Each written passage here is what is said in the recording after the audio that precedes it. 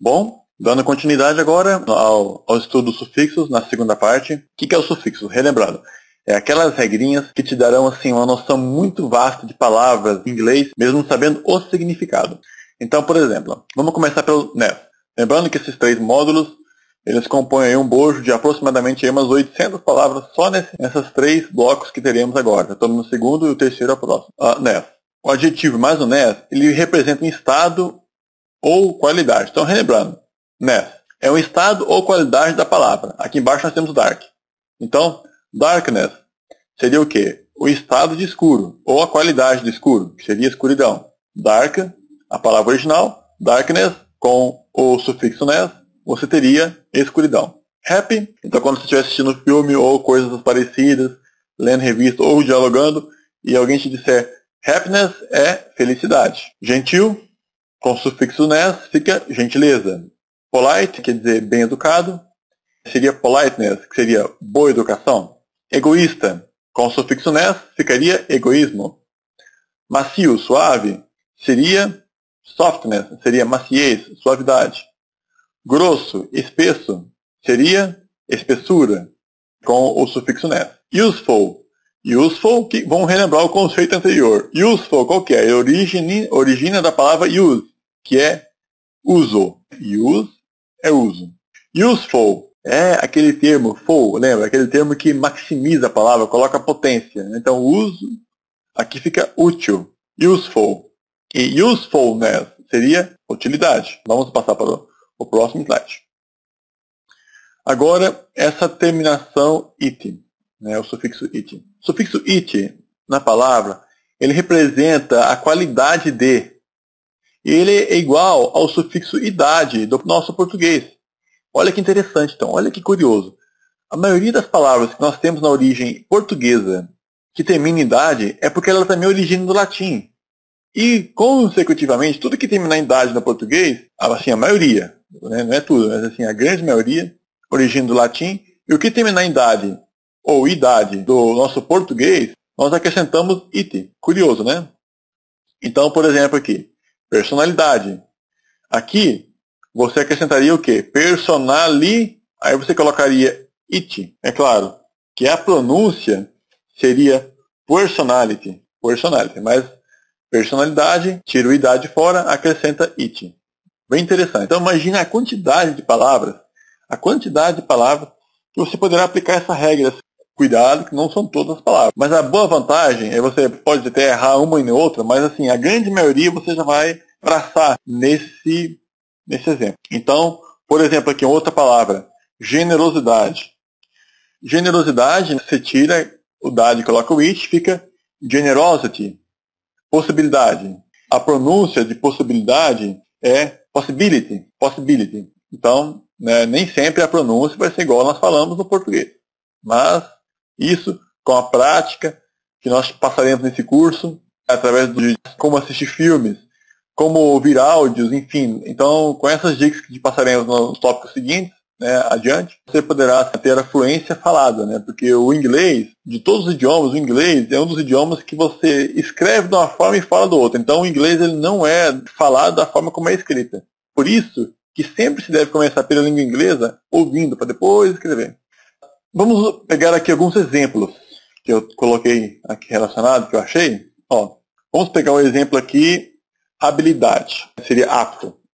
Apto, quando você acrescenta it, uma capacidade para ele, uma ação. Então é habilidade. Por exemplo, pronúncia não é able, não é. Seria able. Able. E você teria o quê? Ability. Habilidade. Active. Activity. Disponível, se você acrescentar o it, seria disponibilidade. Complexo, acrescentando a terminação it, complexidade. Lembrando o seguinte, idade, no português. Tem duas formas de você aplicar essa regra. Ou pelo original do português, que é o idade, ou você pegar, por exemplo, a palavra de origem do inglês e colocar it, que você vai estar colocando o quê? A ação, né, do que aquilo se refere. Flexível, então seria flexibilidade. Generoso seria generosidade. Úmido, acrescentando it, seria umidade. Pessoal seria personalidade. Lembra o seguinte, personality. Perfeito? possível, possibilidade, provável, probabilidade, produtivo, produtividade, responsável, responsabilidade, sincero, sinceridade. Então, acrescentou o it, é o mesmo que o nosso terminação dade do português. Você está colocando o quê? A qualidade do que equivale, né? Entendeu? A qualidade do que equivale à palavra anterior. Vamos adiante. Mais um exemplo aqui. Chon, ou sion. Pode ser dito som ou chon, depende da palavra. Vamos lá. Sion. Eu vou portuguesar para você entender, né, o termo. Eu vou falar chon, mas não é o adequado. Mas é porque também não é uma palavra. Isso aqui é um sufixo. Vamos lá.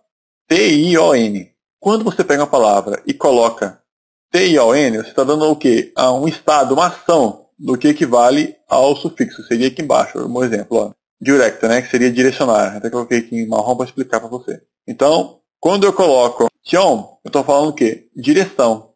Estou falando da ação, do que é direcionar. Sempre tion é o mesmo que são no português, equivale à ação. Então, vamos lá.